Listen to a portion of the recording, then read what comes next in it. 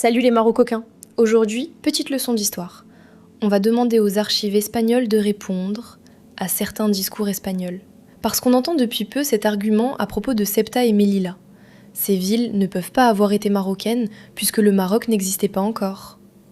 Ah, très bien. Alors ouvrons les dossiers.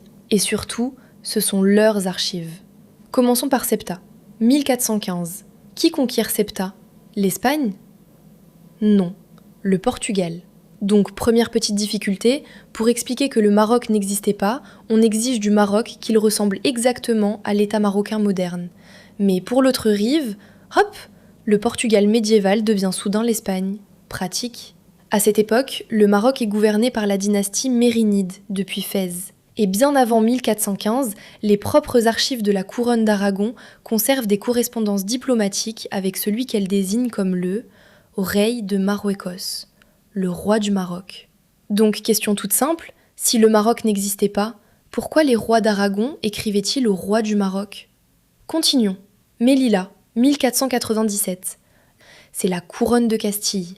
Et les propres documents historiques espagnols replacent ces conquêtes face au royaume de Fès. Alors appliquons exactement la même méthode aux deux côtés du détroit.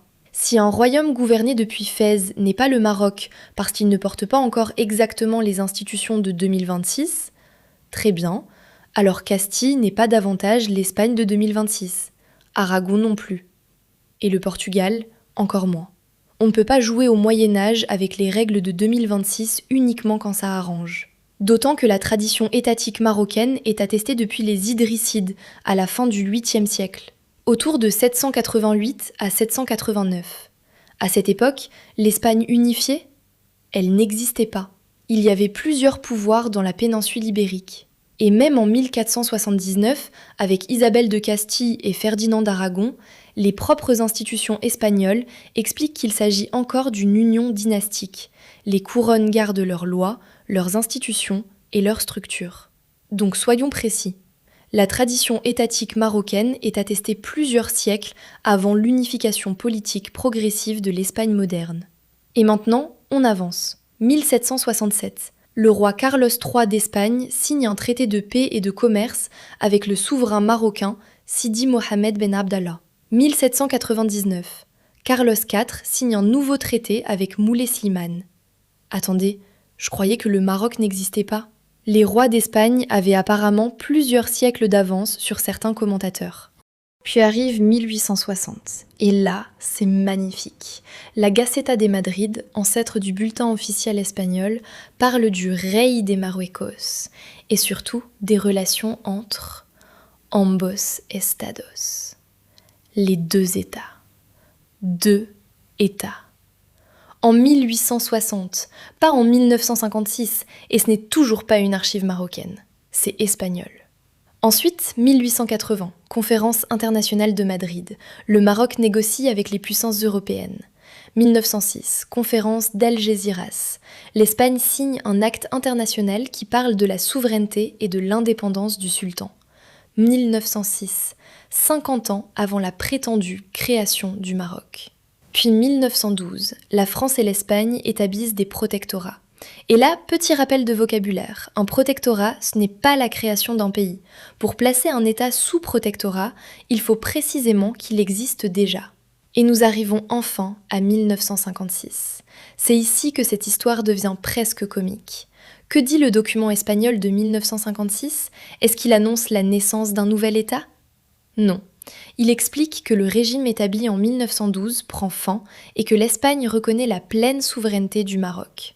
Mais surtout, le préambule parle des relations entre l'Espagne et le Maroc comme de relations de amistad secular, des relations d'amitié séculaires, plusieurs siècles. Alors là, j'ai besoin qu'on m'explique.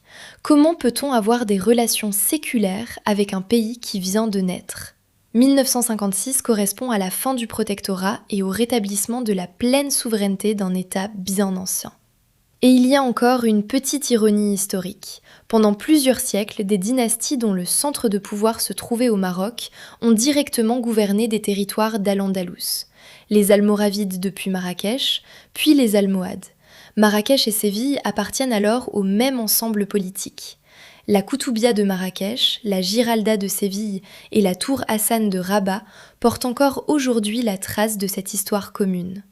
Même Gibraltar conserve dans son nom l'arabe Jabal Tariq, la montagne de Tariq. Cela rappelle quelque chose d'essentiel. L'histoire du détroit ne commence pas en 1956. Alors, concernant Ceuta et Melilla, chacun peut défendre ses arguments juridiques, diplomatiques ou politiques. Mais l'argument « le Maroc n'existait pas », celui-là ne tient pas.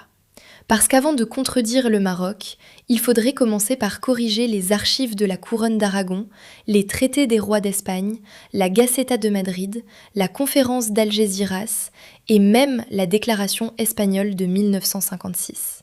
Alors, le Maroc n'existait pas ?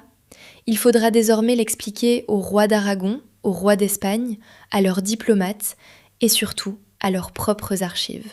Parce que elles, manifestement, connaissaient le Maroc depuis des siècles. Vous restez avec Maria ? Abonnez-vous et partagez.